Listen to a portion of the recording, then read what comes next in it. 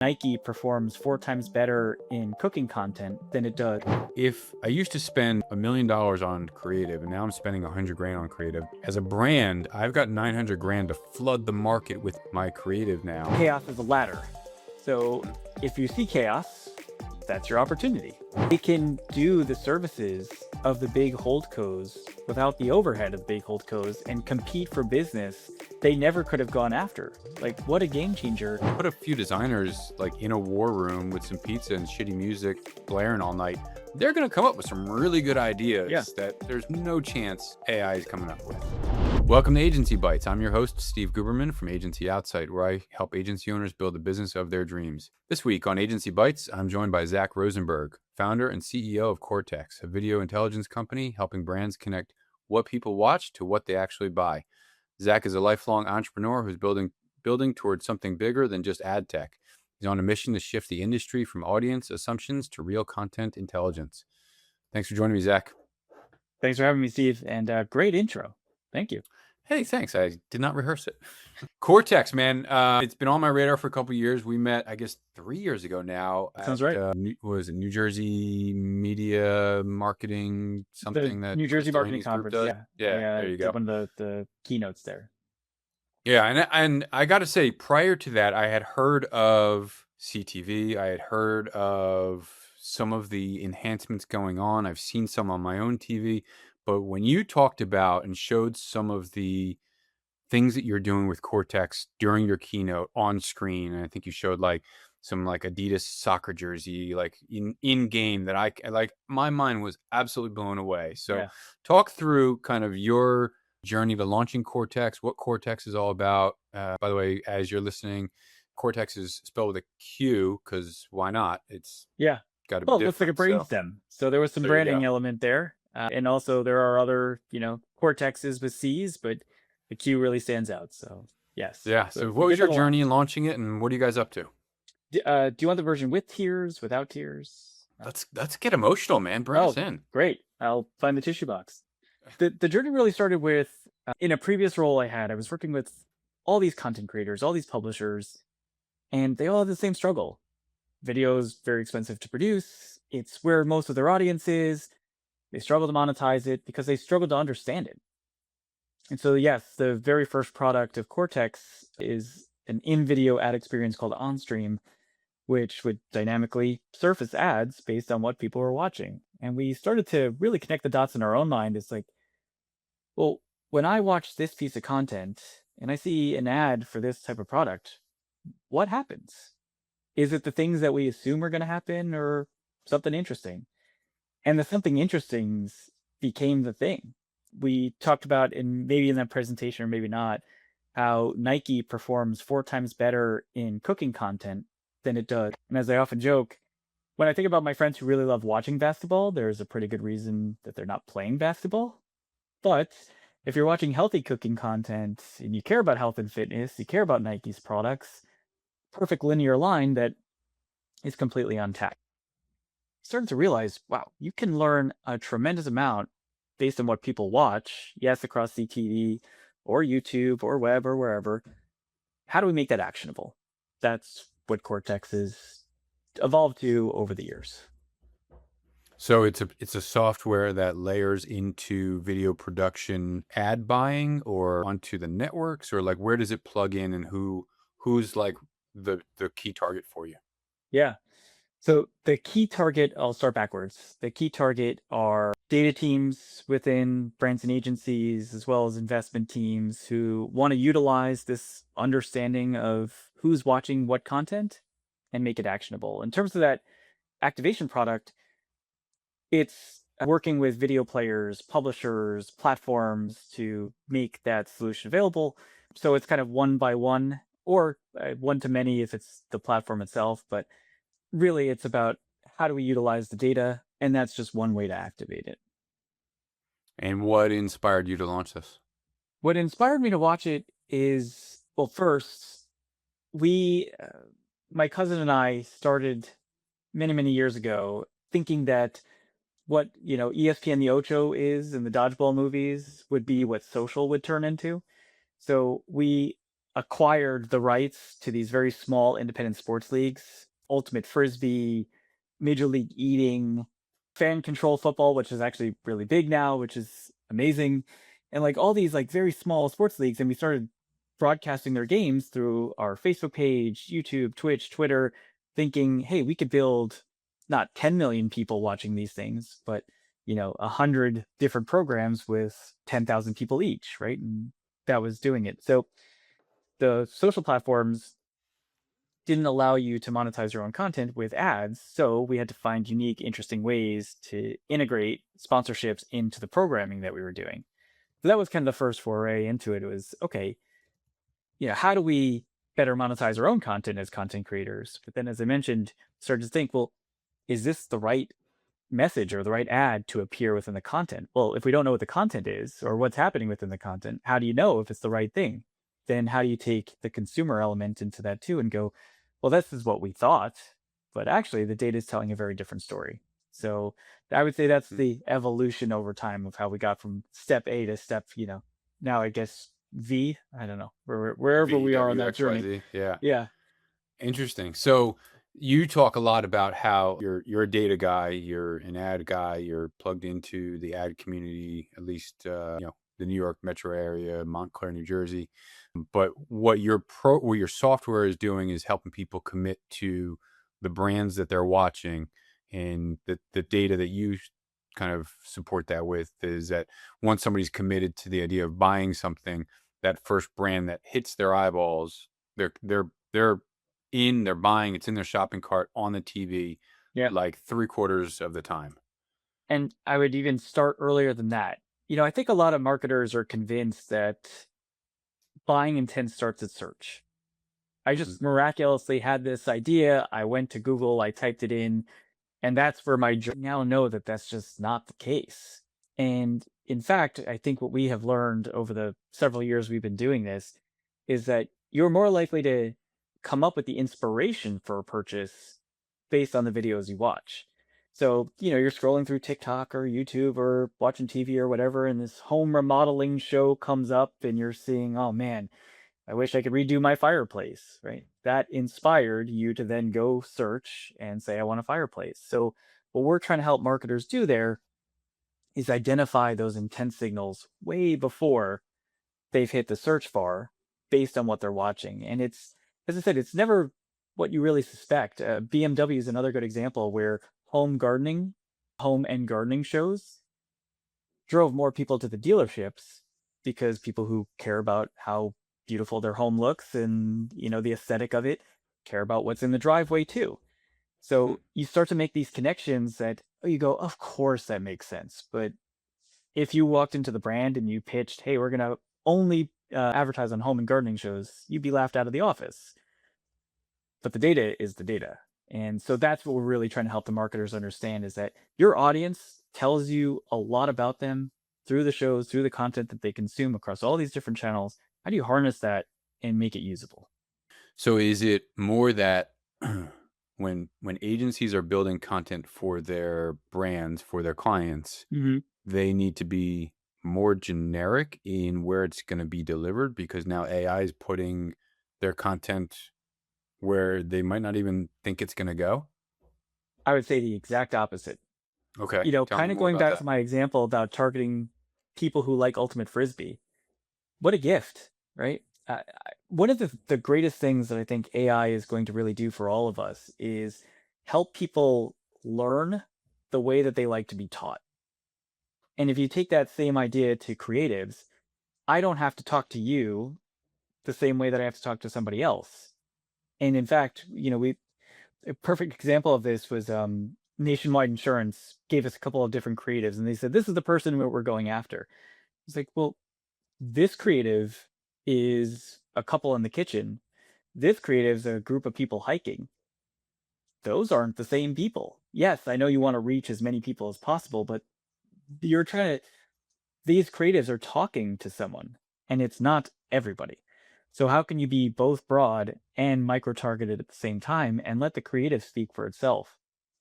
And if I can plug, we have a free tool where you can upload a video creative and we'll show you what audiences will pair best with it.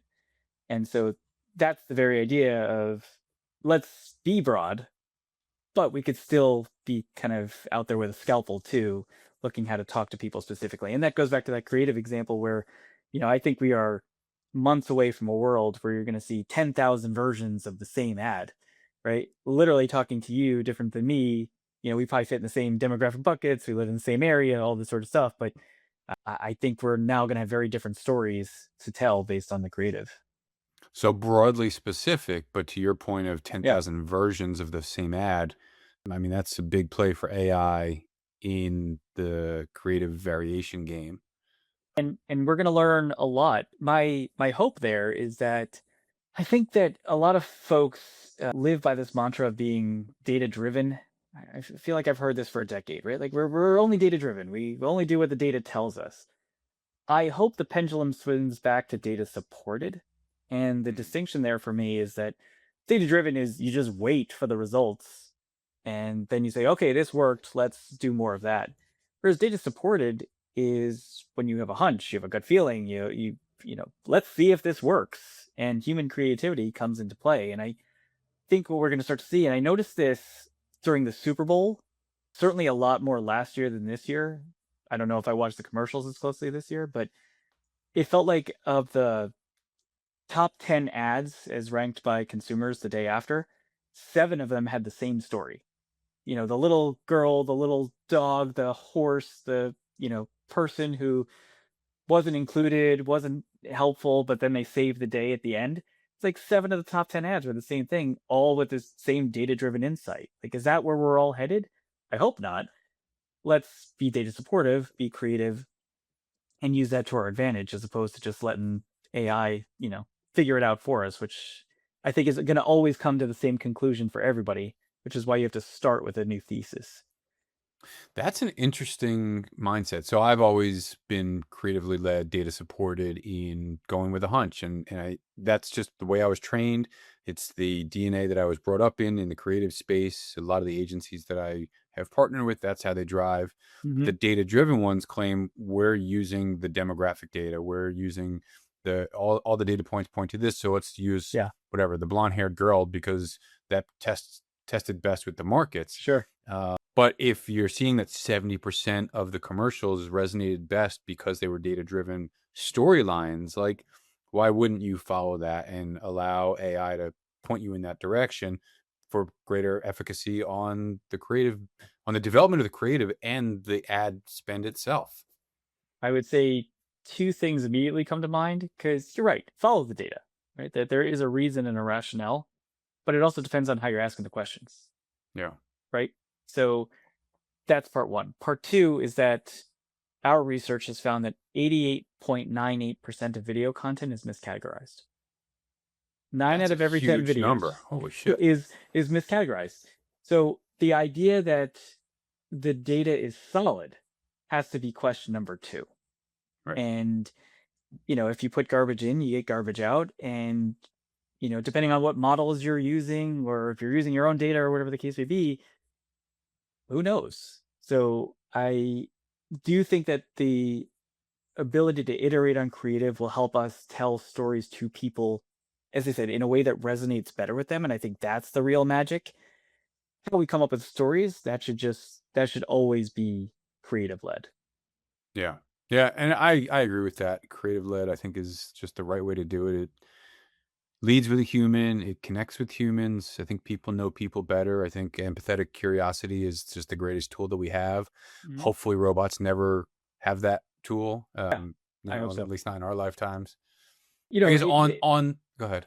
I was gonna say, I mean, if you think about that pitch meeting from Vince Gilligan to the network about I'm gonna have a school teacher with cancer, sell meth and be a gangster.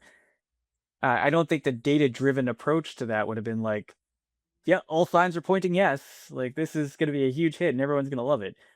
Creativity. Yeah. Yeah. Um I don't see anytime I've put in a prompt and I said I need an image that does this, for just a quick bank something out. It's not creative at all. It's like Hmm. this is very standardized. This is very what would be expected. It's nothing outside the box. Whereas you put a few designers like in a war room with some pizza and shitty music blaring all night, they're going to come up with some really good Yeah. ideas that there's no chance AI is coming up with. So AI I'm can yeah. be random. It can't be creative. But more importantly, like you have to what the data should do is inform. And I think that's what we talk a lot about with, our understanding of video content. That Nike example in cooking. It's like, well, LeBron James is LeBron James, and you should continue to work with LeBron James. But maybe you want to talk to Martha Stewart, right? Maybe you want to start to think about other people or concepts in your conversation with your audience based on the data that we're seeing, and that informs, the creative, obviously, but it's a whole new way to find insights about your audience in a way that we couldn't do. Again, if 90% of the data was inaccurate, our hunches were based on, figments of our imagination. Yeah. That's where bringing these things together really can be impactful. Yeah, fair enough. So on the heels of AI and thousand video variation production and how AI is playing into the spot creative place, I had a conversation with somebody recently, and we were talking about how what that's going to do for the impact on the workforce Mm, as one thing. The bigger picture was if I used to spend whatever $1 million on creative, and now I'm spending 100 grand on creative right. as a brand, I've got 900 grand to flood the market with my creative now. Like, what's that doing for the cost per acquisition or the cost per placement or, add just the real estate that's available? And is it going through the roof in hot demand? Like, what's the impact you're seeing there? It's a great thing for us as marketers to bring more people into the market, right? Facebook and Google succeed in a lot of ways, but one of the ways that they succeed most is availability. If I want to go work with NBC, I know that they have some tools that kind of open the market, but you still have to have creative. Hmm. You still have to have television worthy creative. And that's a bar too high for most marketers. But Google and Facebook, over 50% of their revenues comes from small and medium sized businesses. Because what do you need?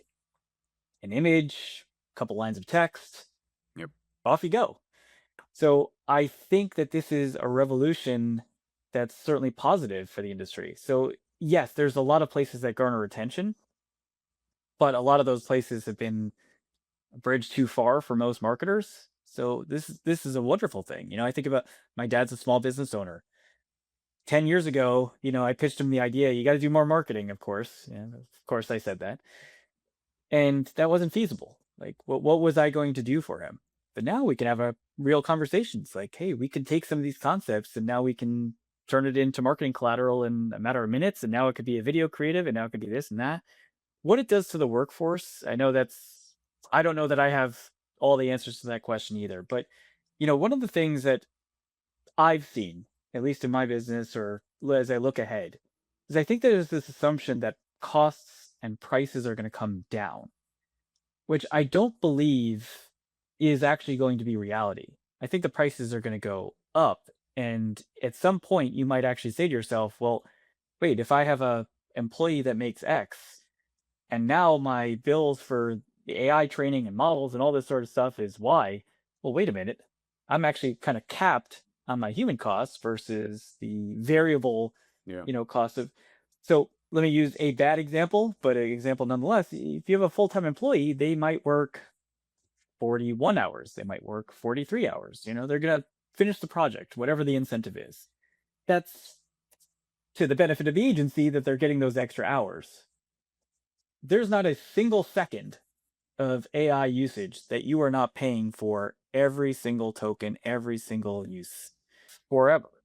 And most of those costs don't scale down, as I said. So, I do not know what the future of work is going to look like. I've got 1,000 ideas and, stuff that I personally want to try to tackle, but I think that the idea that there's no need, for humans at all, I just don't feel like that's going to be the case.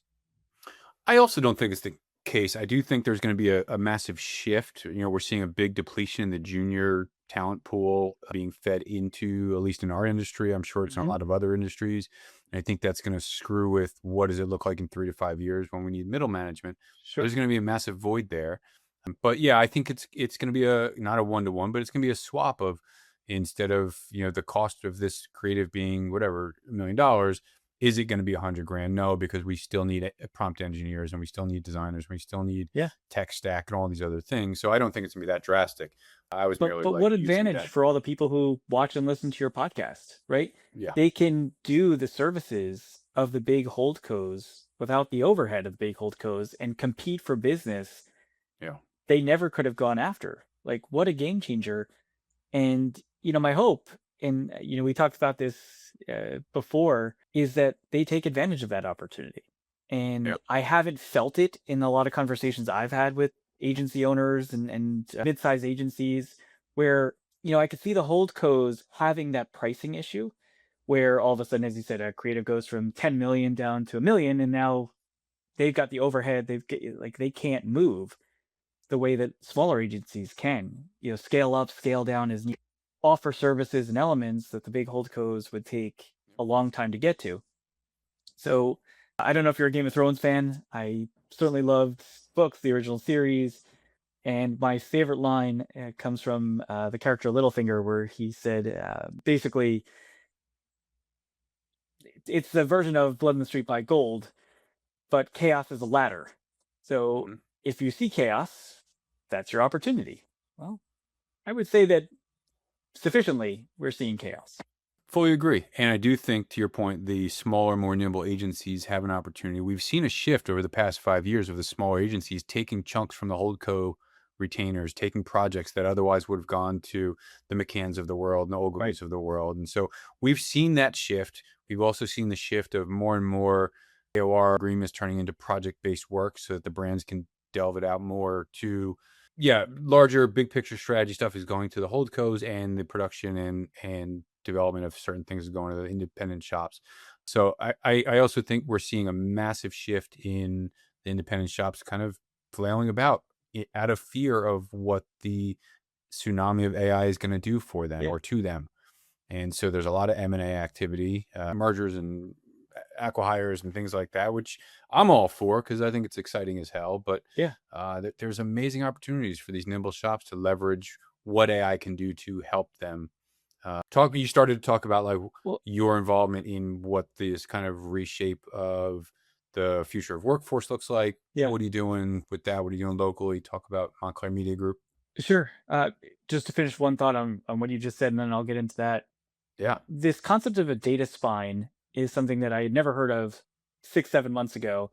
The concept has been there, but I think that's an incredible opportunity for agencies to build out profiles and understanding of consumers for the brands and be that centralized location. I mean, it makes you stickier for sure. It adds a new business model and gives you tremendous amount of data from which to build your audience understanding, to activate, to leverage, right? I think that's what I'm seeing is the great innovation and the opportunity in all these tools. So that's how we're starting to work with a lot of agencies as well, which is why I bring it up. Audience enrichment, helping them build their data spines. I think that's an opportunity that makes them both stickier and has longevity. In terms of my role in Montclair Media Group, so my wife and I during COVID, we both work in the ad industry. As things started to thaw, we every Zoom call we were on, people were saying, "Where are you calling from? Where are you calling from?" Just as everyone else did, and the answer either came back in or around Montclair, or if not, "Oh, do you know these 12 people that live there?" Hmm. We didn't. So why are we going all the way into Manhattan to meet all the people who live around the corner? And so we partnered up with a few other folks in town, and now we host about an event or two every single month for the people in the marketing, media, advertising industry around Montclair, from lunches to hosted dinners to charity events, breakfasts, trivia nights, the whole thing. And we've amassed over 700 people in the area as members in the community. And I think that's the future of work. As I saw an article recently that 30 to 70% of brand teams are now made up of freelancers. And I Hmm. thought, well, that's going to come from your community. These opportunities to partner up, both from a new business standpoint, but also, hey, I need that designer. and I know this person's in town or this person's around. Like, can we build our little SWAT team, take on this piece of business, and work on it collaboratively? And I think that's what we've seen as a result of bringing all these people together, not necessarily the intention of it. I was going to ask you, was like this collective hunting model an intention? But no, it's kind of like a latent effect of it, which is super common when you bring people together with common interests. Like, oh, I've got this opportunity, you dovetail nicely into it. Let's go get it together. Exactly. And so, yeah, I love that. Yeah. The relationships last longer than the jobs. And I think what's really nice about community-driven organizations like that is there was a woman I still see at the bus stop every morning as I bring my kids to school. She showed up to one of our events. Wow, I had no idea. We've been talking for years at this point at the bus stop, never got into what we did for work, and we have a relationship independent of that, right? Yep. That's how you build something meaningful, not transactional, and those people will always take your calls as a result, and that's the best you can hope for. Love that, man. And that's the nature of networking. And that's what it should be, is about building relationships, trusted partnerships, and not making it transactional. Like, hey, I met you. Can you do this for me? Or, Yeah. Always do the that's first favor. short-lived. That's my advice to Yeah. everybody. Always do the first favor. I think Yeah. that's just a good way to live. Love that. On that note, let's wrap up with a couple of rapid fire questions. Yes, no gold. You got the Did I script? nail it? Yeah. Who gave you that? Wow. Is, by the way, totally random, not random. Montclair Media Group, is Stephen Colbert a member? So no, but we have done I'm not events joining with that. Montclair Film Festival, which obviously Okay. he and his wife Evie, well, his wife Evie is the president of. So we've done many collaborations around the film festival with them, but no, we've never gotten Steven. However, as of May, he's gonna have a lot of free time, so who knows? Maybe he'll come up to our lunches. Yeah, and was it DJ Run is also hanging out at Paper Planes all the time in Montclair, or Daryl rather. All I know Yeah. is Tierney's is featured in more movies, TV Yes. shows, and commercials than anyone else in town. So all the FanDuel commercials right now feature Tierney's. The Bob Dylan movie featured Tierney's. It's like, I saw that. Yep. what? Yep. Anyway. Yep. Anyway, if you're not Tastes from good New beer. Jersey, head out to Montclair. It's a cool town, and you might run into Stephen Colbert or Daryl from Run DMC or Zach. Or me. Right, exactly. Yeah. First. All right, so random rapid fires. The first is, what is a daily activity that is a routine for you that you probably can't do without? As sappy as this sounds, spending time with my kids. It is what I look forward to every day when they come home from school. It is one of the blessings of being able to work from home. As soon as I hear that door open, I run upstairs. That's part of my day. You're like the Labrador that just runs and hears the door open. And I lick their upstairs. faces. So it's a perfect analogy. Yeah. What's something that you are binging these days you can't get enough of? A book, a podcast, a show, a YouTube series? Whoa, that's a great question. So, oh man, the phases have changed. Right now, it's all about the Pivot podcast with Scott Galloway, Kara Swisher. That's become my new, once, twice a week listen. And I'm back into the Daily Show as well. That's Jon Stewart has brought it back for me, and the rotating cast of characters, I think it's just gotten better and better. So those are two things that I'm definitely into. Did you read Scott Galloway's book? Started to. I have not gotten all the way through, but as a father of 3 boys, yeah, it's definitely something I'm working through. Yeah, it's on my list. Total random fun fact, not related to rapid fire questions. I met Jon Stewart. I went to high school with his stepbrother, and he came to our school to pick him up one day. And his stepbrother, Daniel, was in the high school had like a TV studio, and they had a show, and John came to pick him up from the show. And I don't remember what the full interaction was, but it was a pretty big deal. He doesn't remember me, I'm sure, but maybe, who knows? Anyway, all right, final question. Footage will live forever, though, so that's the important thing. Exactly. Yeah. Final question is, and you kind of allude to it, what is an invaluable piece of business advice that you can tell younger Zach? Order of operations. This is something that it's so obvious, and any engineer always thinks this way, but as a business person, I don't think we put enough emphasis on it. And, I think that there are always steps to be taken, and they shouldn't be shortcutted. And the more we remember that and realize it and think that through, the better off we'll be. So order of operations is something that I always share with entrepreneurs. And it's one of those where you're like, Yes, of course. And then you think about your own day to day and how you function, and it doesn't marry up with that idea. So that would be my advice. Love it. Sage advice, Zach, from Cortex. Grateful for your time together. Thank you for joining me today and sharing all of your wisdom and experience with us. Thank you so much, Steve.